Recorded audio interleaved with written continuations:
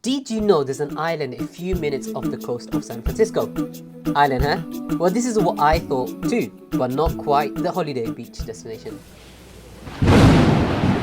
No, today I take you to Alcatraz, the infamous island where notorious inmates once roamed, including Al Capone, and even show you a glimpse of how some escaped. A real-life prison break. Alright, now let's get on the boat.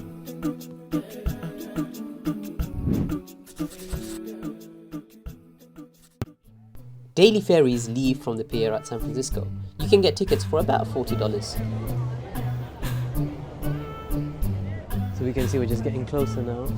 So Alcatraz Federal Prison was a maximum security prison. Given the high security, the location of the island and the cold waters surrounding it, it was believed that Alcatraz was escape-proof.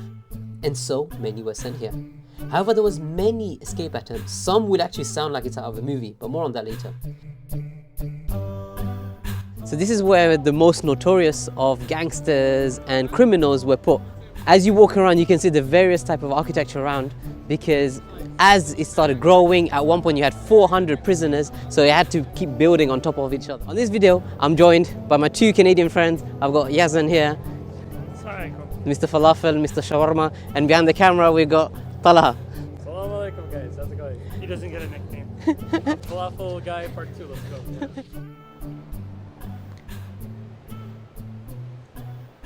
Behind me what you see is the quarters of the guards and their families. At one point the guards would actually be living here, and their children, for example, would take the ferry back and forth from here to San Francisco. A couple of things you'd notice actually behind me. Number one is, if you see very closely, the walls are discolored.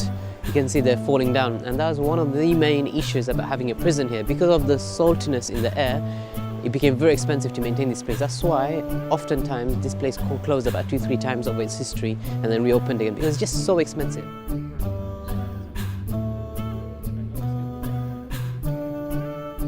Making du'as for the gods. Allah subhanahu wa ta'ala. Allah blesses. Bless us. In between the marriage pictures, it became quite clear that Talha and Yazan knew exactly where they were going, without a map. And you may find this place quite familiar too if you're into gaming. You know this place so much, and how you spent so much time here before. So, COVID, we live in different cities, so just as friends, just as something to do, we'd get online and play Call of Duty. And this is entire map, like, they created a scaled version of it in Call of Duty. So for like 2 years we've been playing this. So we know more about this like entire island than I think the audio tours at this point. They're taking me around. I don't even need the audio tour. It's crazy. I'm not much of a gamer myself, but the game is almost an exact replica with more spots for cover. So if you would rather parachute down and explore from your bedroom, then I guess you have this option. You can also see some parts remodeled. Where would you stay with your snipers? Right at the top. We're just going into the main prison now.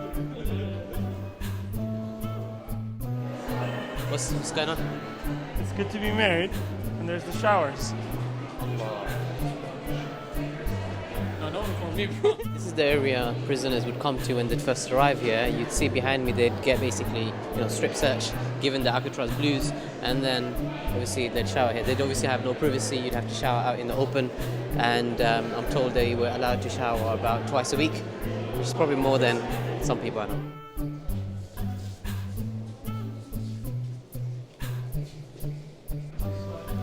You slept with your head there, the whole night you're smelling that. But if you slept with your head here, they come and just Stab you. hit you. Right? So how would you sleep? Go on, what should you do? Diagonal, bro. You'd sleep diagonally. So I'm in one of the cells right now. You can get to see a lot of what the life was like here. Can you imagine spending your time behind the bars here? Imagine this is all you'd see, day in, day out. You can imagine, because supplies were so low, as you can imagine, the water coming in every day. You can imagine guards keeping away water bottles and any supplies for them, and just let them starve. So you can imagine how bad the conditions must have been. And I'm hearing the tour now, some of them were not treated like humans. That's how the inmates are describing it. In the tour you actually get to hear actual prisoners that stayed here.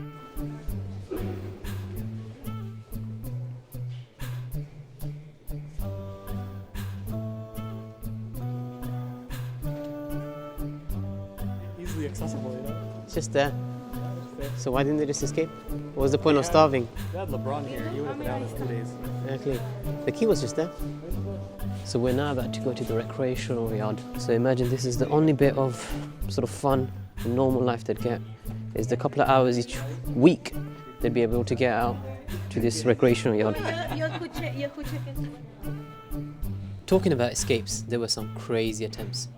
Bernie Coy, a prisoner here, orchestrated what later became known as the Battle of Alcatraz, one of the most violent escape attempts of Alcatraz. In 1946, Bernard Coy, a bank robber, was serving his 26-year sentence. He carefully studied the habits of various guards over several months.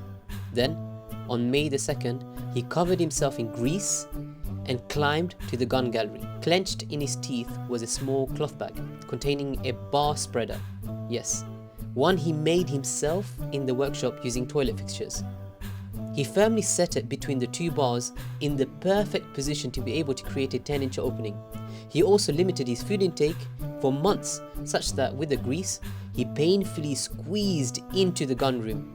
He forcefully kicked the guard's door down, brutally clubbed a guard and strangled another with his necktie, then lowered the guns down to his accomplices.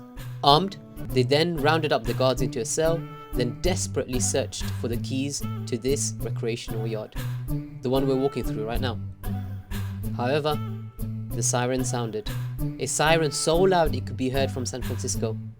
And then, the key to this place was never found, hidden by guards in the cell that were kept hostage, and 48 hours of a gun battle continued, until Bernie was found dead wearing a guard's uniform. 2 guards were also killed, whilst many lay injured from crossfires.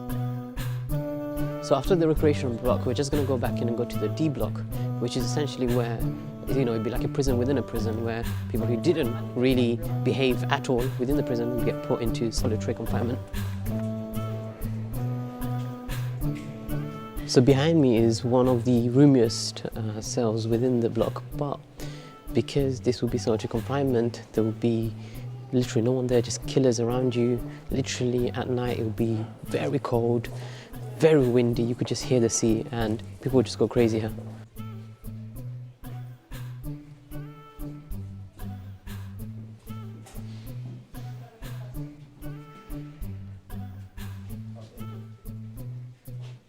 Of course, one of the most famous inmates that lived in this block is none other than Al Capone himself.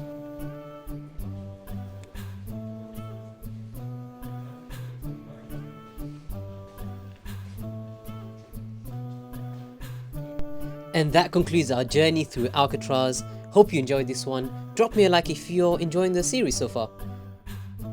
Next time, we visit the mother of the community, as she calls herself. The best Palestinian food I've ever had, hidden away. Well, see you on the next one. Assalamu alaikum. I have a good feeling about this.